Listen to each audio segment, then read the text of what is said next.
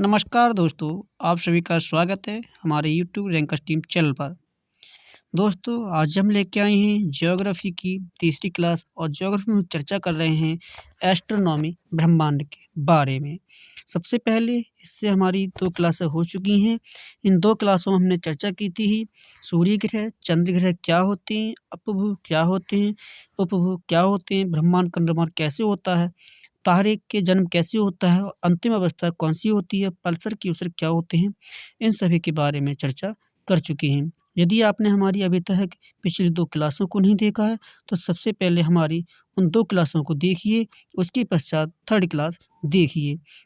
और यदि आपने हमारे चैनल को सब्सक्राइब नहीं किया है, तो हमारे चैनल को सब्सक्राइब कर लीजिए और शेयर कीजिए। तो स्टार्ट करते हैं। आज हम चर्चा करेंगे प्लैनेट के बारे में, यानी ग्रह के बारे में। हमारे ब्रह्मांड में हमारे सौरमंडल में कितने ग्रह हैं दोस्तों? दोस्तों, हमारे सौरमंडल में 8 ग्रह पाए जाते हैं। कौन-कौन से पाए जाते हैं? 8 ग्रह कौन-कौन से हमारे? 8 ग्रह हमारे पहला बुध, शुक्र, पृथ्वी, मंगल और बृहस्पति, शनि और अरुण और शुक्र यानी कौन-सा वरुण ग्रह पाए जाते हैं। कुल कितने ग्रह पाए जाते हैं हमारे ही सौरमंडल में? 8 ग्रह पाए जाते हैं। सन 2000 पहले से पहले ही दोस्तों हमारे यहाँ यानी सन 2012 से पहले ही 9 ग्रह पाए जाते थे, लेकिन प्लैनेटों ने क्या किया, उससे ही इन कक्षाओं के काटने के कारण इनकी कक्षाओं को काटता था, इसलिए उसे सौरमंडल से बाहर कर दिया था। अब हम बात करते हैं नेक्स्ट क्लास में नेक्स्ट पॉइंट के बारे में। तो सबसे पहले हम बात करते हैं कि आंतरिक ग्रह क्या होते हैं और बाह्य ग्रह क्या होते हैं। आंतरिक ग्रह वे होते हैं जो ग्रह है यानी ही क्षुद्र ग्रह के भीतर पाए जाते हैं। ये हमारे ग्रह पाए जाते हैं, 4 कक्षा हो गई और इनमें बीच में क्या पाए जाते हैं, सौरमंडल पाए जाते हैं छोटे-छोटे। उसके पश्चात फिर 4 ग्रह पाए जाते हैं ये वाले, जिनमें हम पहले कौन से बुध, दूसरा शुक्र, पृथ्वी, मंगल, इस पर बृहस्पति, शनि, अरुण और वरुण ग्रह। लेकिन हम बात करते हैं कि ही इनर ग्रह किसे कहते हैं, आउटर ग्रह किन्हें कहते हैं। इनर का मतलब आंतरिक होना, आउटर मतलब बाहर होना। यानी जो हमारे ग्रह बाहरी इन दिशाओं में होते हैं, यहाँ पर होते हैं, उन्हें हम बाह्य ग्रह और जोवियन प्लैनेट और इन्हें सबसे बड़े ग्रह कहते हैं। और ये जो ग्रह होते हैं, ये ग्रह गैस के बने होते हैं। लेकिन ये जो ग्रह होते हैं, ये क्षुद्र ग्रह और सूर्य के बीच में जो ग्रह उपस्थित होती हैं, इन्हें हम आंतरिक ग्रह कहते हैं और इन्हें हम पार्थिव ग्रह कहते हैं। ये पश्चिमी नहीं दोस्तों, यह गलत लिखा हुआ है, इसे लिख लेना है पार्थिव ग्रह। क्या कहते हैं इन्हें हम? पार्थिव ग्रह कहते हैं। लेकिन हम नेक्स्ट पॉइंट की बात कर रहे हैं कि पार्थिव ग्रह में है यानी आंतरिक ग्रह में क्या-क्या होते हैं। लेकिन जो पार्थिव ग्रह होती हैं, जो आंतरिक ग्रह होते हैं, ये चट्टानों के बने होते हैं ये वाले हैं। आपने देखा होगा पृथ्वी ठोस है, लेकिन ये गैसों के बने होते हैं। ये छोटे होते हैं, ये बड़े ग्रह होते हैं। इन्हें क्या कहते हैं? इन्हें आंतरिक ग्रह कहते हैं, इन्हें बाह्य ग्रह कहते हैं। ठीक है दोस्तों, यहाँ तक समझ में आया होगा आपको। लेकिन हम बात कर रहे हैं नेक्स्ट पॉइंट के बारे में। नेक्स्ट पॉइंट के बारे में बात करते हैं कि सूर्य से बढ़ते हुए क्रम के अनुसार ग्रह का क्रम क्या है। सूर्य से बढ़ते हुए क्रम के अनुसार ग्रहों का क्रम है हमारा, सबसे पहले आता है बुध ग्रह, नेक्स्ट आता है दूसरे नंबर पर शुक्र ग्रह, तीसरे नंबर पर आता है दोस्तों पृथ्वी ग्रह, चौथे नंबर पर आता है दोस्तों मंगल ग्रह, 5वें नंबर पर आता है दोस्तों बृहस्पति ग्रह और 6ठे नंबर पर आता है शनि ग्रह और 7वें नंबर पर आता है अरुण और सबसे लास्ट में आता है दोस्तों वरुण ग्रह। तो आपको समझ में आया होगा कि हमारा सबसे नज़दीकी ग्रह कौन-सा हो जाएगा, बुध ग्रह और सबसे अंतिम ग्रह कौन-सा हो जाएगा, वरुण ग्रह। यानी कौन-सा हो जाएगा, वरुण ग्रह। अब हम बात कर रहे हैं नेक्स्ट पॉइंट में। नेक्स्ट पॉइंट में हमारा है आकार के आधार पर ग्रहों का क्रम, यानी आकार के आधार पर ग्रहों का क्रम क्या होता है। आकार के आधार पर ग्रहों का क्रम होता है कि सबसे पहले कौन-सा छोटा और उससे बड़ा कौन-सा, उससे बड़ा कौन-सा, उससे बड़ा कौन-सा, इसे कहते हैं आकार के आधार पर बढ़ते हुए ग्रह का क्रम। सबसे छोटा ग्रह है हमारा दोस्तों बुध ग्रह। सबसे छोटा ग्रह कौन-सा है? बुध ग्रह। बुध से बड़ा है दोस्तों मंगल ग्रह और मंगल से बड़ी है हमारी आकार में शुक्र ग्रह और शुक्र से बड़ी है आकार में पृथ्वी ग्रह।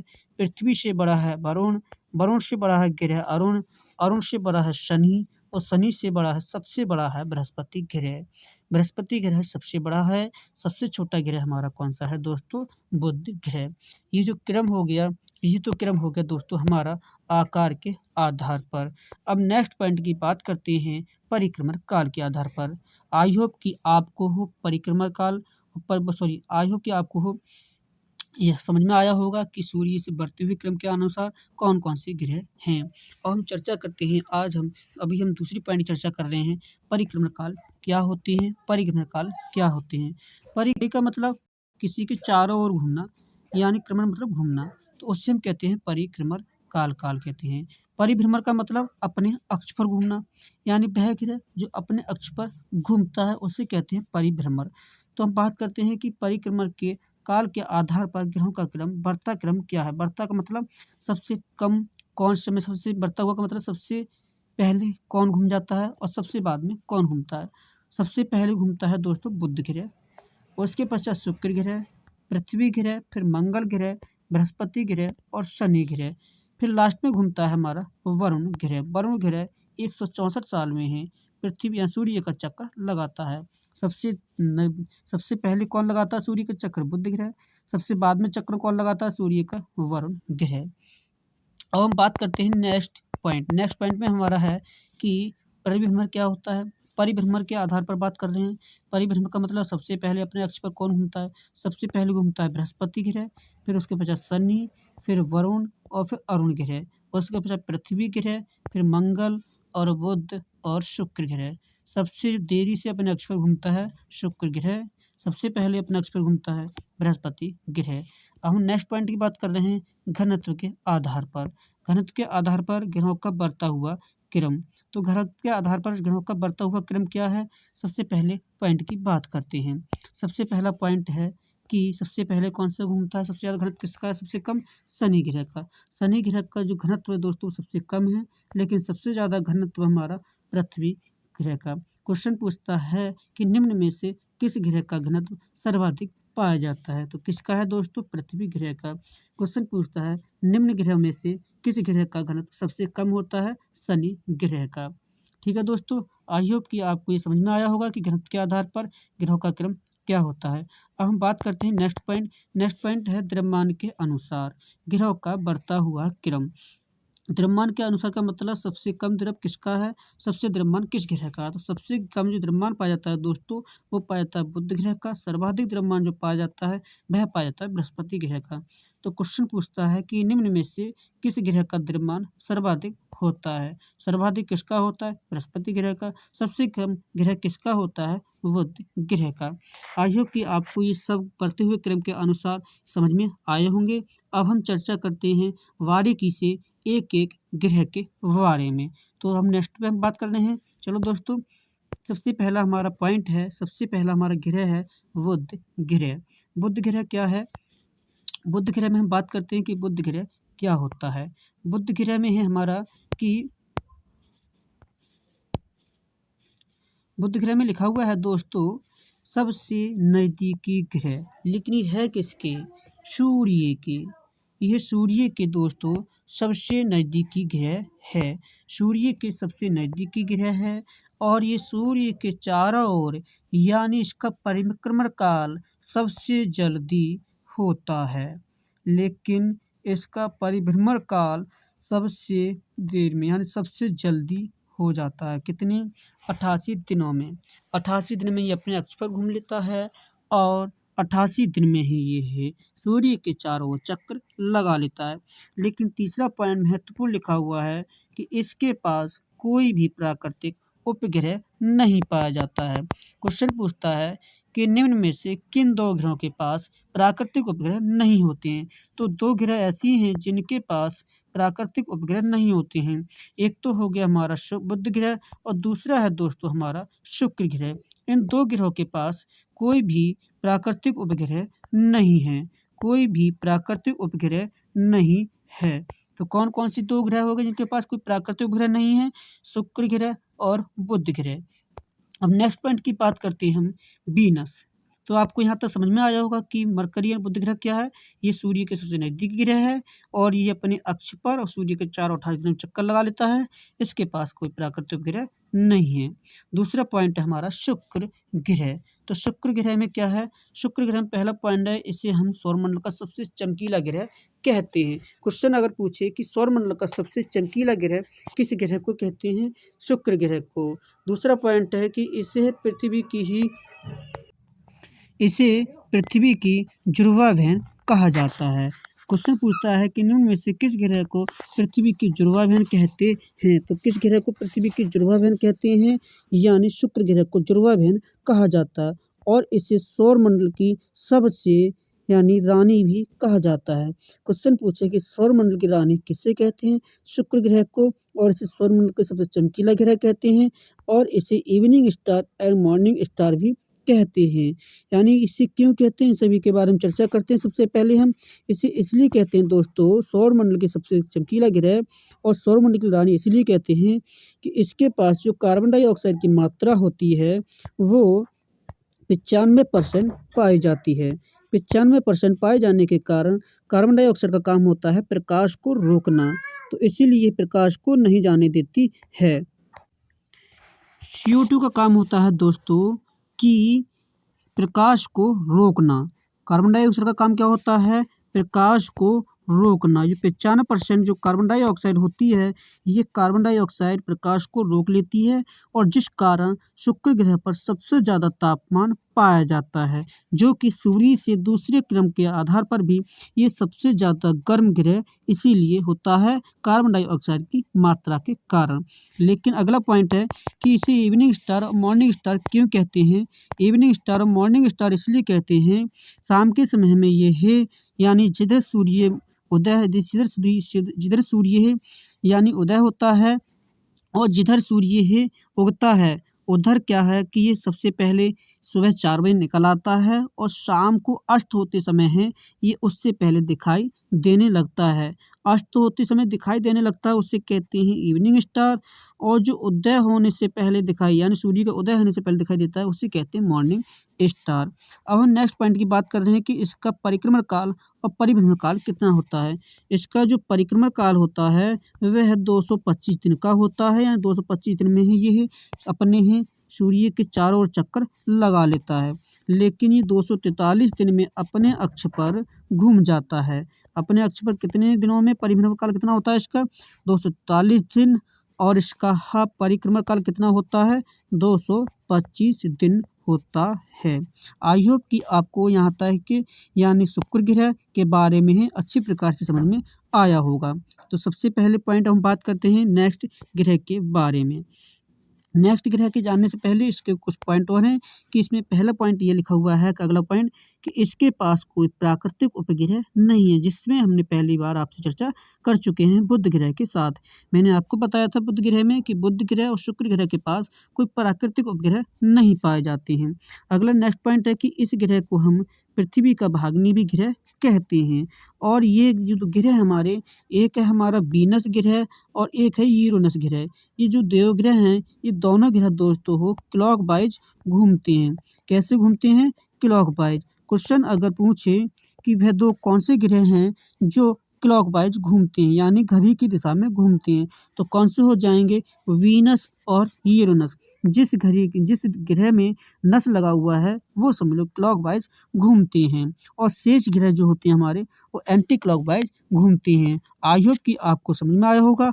अब हम चर्चा करते हैं मार्स प्लेनेट के बारे में, मंगल ग्रह के बारे में। मंगल ग्रह के बारे में क्या बात करते हैं कि इस ग्रह को हम लाल ग्रह भी कहते हैं। लाल ग्रह क्यों कहते हैं, क्योंकि यहाँ पर आयरन ऑक्साइड की मात्रा सबसे ज़्यादा पाई जाती है। जो आयरन ऑक्साइड होता है दोस्तों वो सबसे ज़्यादा हमारी ही किस पर पाई जाती है, मंगल ग्रह पर पाई जाती है, इसीलिए हम इसको हो लाल ग्रह कहते हैं। और नेक्स्ट पॉइंट है दोस्तों कि ये अपने अक्ष पर कितना झुका हुआ है, 25 डिग्री सेल्सियस ये अपने अक्ष पर झुका हुआ है। सेल्सियस नहीं, सॉरी दोस्तों, 25 डिग्री कितना झुका हुआ है, ये अपने अक्ष पर 25 डिग्री झुका हुआ है। अगर क्वेश्चन पूछे कि निम्न में से कौन सा ग्रह है 25 डिग्री झुका हुआ है, तो कौन सा हो जाएगा? मंगल ग्रह। इस ग्रह के पास 2 प्राकृतिक उपग्रह पाए जाते हैं। कौन कौन से? फेबोस और एक पाया जाता है दोस्तों डीमोस। लेकिन जो डीमोस ग्रह है, डीमोस उपग्रह है, यह सबसे ज़्यादा सौरमंडल का सबसे छोटा उपग्रह है। क्वेश्चन अगर पूछे कि निम्न में से कौन सा उपग्रह सौरमंडल का सबसे छोटा होता है, कौन सा होता है? डीमोस। और सबसे बड़ा जो होता है उपग्रह, वह बृहस्पति ग्रह के ही पास उपस्थित होता है। आई होप कि आपको यहाँ तक समझ में आया होगा। अब हम बात करते हैं नेक्स्ट पॉइंट। नेक्स्ट पॉइंट हमारा कि इस ग्रह पर यानी सौरमंडल का सबसे ऊंचा पर्वत पाया जाता है, जिसका नाम है दोस्तों निक्स ओलंपिया, और जिस पर सबसे ज़्यादा सर्वोच्च ज्वालामुखी पाई जाती है, जिसका नाम है निक्स ओलंपिया सबसे ऊंचा पर्वत हो गया। और जो ओलिपस है, ये है सबसे ऊंची सक्रिय ज्वालामुखी पाई जाती है। अब हम नेक्स्ट चर्चा करते हैं कि इसका परिक्रमण काल कितना होता है? 687 दिन का। और इसका जो परिभ्रमण काल होता है दोस्तों, वह होता है 24 घंटे का। यानी ये 687 दिन में ही सूर्य का चक्कर लगा लेती है और ये 24 घंटे में ही अपने अक्ष पर घूम जाती है। आई होप कि आपको यहाँ तक समझ में आया होगा कि ही मंगल ग्रह को क्या कहते हैं? लाल ग्रह भी कहते हैं। और ये अपने अक्ष पर कितना झुका हुआ है? 25 डिग्री सेल्सियस 25 डिग्री झुका हुआ है। और इस पर सौरमंडल का सबसे ऊंचा क्या पाया जाता है? पर्वत पाया जाता है। और इस पर सबसे ऊंची सक्रिय ज्वालामुखी पाई जाती है। इसके पास 2 प्राकृतिक उपग्रह पाए जाते हैं। कौन कौन से? फेबोस और डीमोस पाए जाते हैं। अब हम नेक्स्ट पॉइंट की बात करते हैं कि बृहस्पति ग्रह क्या है। बृहस्पति ग्रह के बारे में बात करते हैं। बृहस्पति ग्रह को सौरमंडल का सबसे बड़ा ग्रह कहा जाता है। सौरमंडल का सबसे बड़ा ग्रह कौन सा होता है? बृहस्पति ग्रह। इस ग्रह को हम लघु सौरमंडल भी कहते हैं। लघु सौरमंडल क्यों कहते हैं? लघु सौरमंडल इसका बड़ा होना नहीं, बल्कि लघु सौरमंडल इसलिए कहते हैं कि इसके ही चारों ओर बहुत सारे ही प्राकृतिक उपग्रह पाए जाते हैं, जिसे हम कहते हैं चंद्रमा। जैसे पृथ्वी का प्राकृतिक उपग्रह क्या है? चंद्रमा। तो ये उपग्रह तो ही है। उसी प्रकार बृहस्पति ग्रह के चारों ओर बहुत सारे उपग्रह पाए जाते हैं, जो पिंड सबसे ज़्यादा पाए जाते हैं। इसी के कारण इसे लघु सौरमंडल कहते हैं। नेक्स्ट पॉइंट है कि इसे हम पीला रंग ग्रह भी कहते हैं। क्वेश्चन अगर पूछे कि निम्न में से कौन सा ग्रह पीले रंग का होता है, तो कौन सा होता है? जुपिटर। जुपिटर जो हमारे ग्रह होता है, वह पीले रंग का होता है। इसके पास वर्तमान में लगभग 92 उपग्रह पाए जाते हैं। कितने उपग्रह पाए जाते हैं दोस्तों? वर्तमान में लगभग इसके 92 उपग्रह पाए जाते हैं। नेक्स्ट पॉइंट की बात कर रहे हैं कि इसका परिक्रमण काल कितना होता है और परिभ्रमण काल कितना होता है। इसका दोस्तों जो परिक्रमण काल होता है, वह 12 वर्ष में है। ये सूर्य के चारों ओर अपना चक्कर लगा लेता है और ये अपने ही अक्ष पर 10 घंटे में ही ये अपने अक्ष पर घूम जाता है। तो सूर्य का है, यानी सूर्य के अनुसार परिक्रमण काल बृहस्पति ग्रह का कितना होता है? 12 वर्ष। और इसका परिभ्रमण काल कितना होता है? 10 घंटे। कितना होता है? 10 घंटे। ठीक है दोस्तों, यहाँ तक समझ में आया आपको कि बृहस्पति ग्रह को हम क्या कहते हैं? इस सौरमंडल का सबसे बड़ा ग्रह कहते हैं और इसे सौरमंडल लघु सौरमंडल कहते हैं। इसे पीला रंग का ग्रह भी कहा जाता है। इसके पास टोटल 92 उपग्रह हैं। इसका परिक्रमण काल कितना होता है? परिभ्रमण काल कितना होता है? परिभ्रमण 10 घंटे का और परिक्रमण काल जो होता है वो 12 वर्ष का होता है। इसके पास जो उपग्रह पाए जाते हैं, कितने पाए जाते हैं? 92। लेकिन इस ग्रह की एक खासियत होती है दोस्तों, इस ग्रह में तारे के गुण भी पाए जाते हैं और इस ग्रह में ग्रह के भी फिर गुण पाए जाते हैं। इसीलिए इसमें दोनों के गुण पाए जाते हैं, तारे के भी और इसमें ग्रह के भी गुण पाए जाते हैं। इस कारण इस ग्रह को हम लघु सौरमंडल कहते हैं। क्यों कहते हैं? क्योंकि ये तारे के समान भी है और ये ग्रह के समान भी है। लेकिन इसके पास एक सबसे बड़ा उपग्रह होता है, जिसका नाम है ज्ञानीमीड। इसका एक पॉइंट दोस्तों यहाँ मिस है, इसलिए इसका आप लिख लेना अपने नोट्स में निकलवा के। इसके पास जो सबसे बड़ा उपग्रह होता है, उससे हम कहते हैं ज्ञानीमीड। यानी यह जो मीड है, ज्ञानीमीड, यह बृहस्पति ग्रह का सबसे बड़ा उपग्रह है। और दूसरा पॉइंट, ज्ञानीमीड, यह पूरे सौरमंडल का सबसे बड़ा उपग्रह है। ठीक है दोस्तों, आई होप कि आपको यहाँ तक समझ में आया होगा। अब हम बात करते हैं नेक्स्ट प्लेनेट शनि के बारे में। शनि के बारे में हम पॉइंट की बात करते हैं कि शनि ग्रह क्या है। शनि ग्रह में दोस्तों हो यानी सबसे पहले पॉइंट है कि ये सौरमंडल का दूसरा सबसे बड़ा ग्रह है और इसके चारों ओर गैसों के वलय पाए जाते हैं और इसे आकाश का सदृश ग्रह भी कहते हैं। इसके पास वर्तमान में 142 उपग्रह पाए जाते हैं। इसके पास सबसे बड़ा उपग्रह है टाइटन है। कौन सा है? टाइटन। और इसका घनत्व जो होता है दोस्तों सबसे कम होता है। इसके पास एक फोबो नाम का जो उपग्रह होता है ये अन्य उपग्रहों की अपेक्षा विपरीत घूमता है। तो अगर क्वेश्चन पूछे कि निम्न में से कौन सा उपग्रह है यानी अन्य ग्रहों की अपेक्षा विपरीत घूमता है तो कौन सा घूमता है? फोबे। फोबे नाम का जो उपग्रह होता है दोस्तों वो अन्य उपग्रह की अपेक्षा कैसा घूमता है? विपरीत दिशा में घूमता है। अब हम चर्चा करते हैं सबसे बढ़िया प्रकार से। दूसरी प्रकार से यह है कि इससे है सौरमंडल का दूसरा उपग्रह कहते हैं।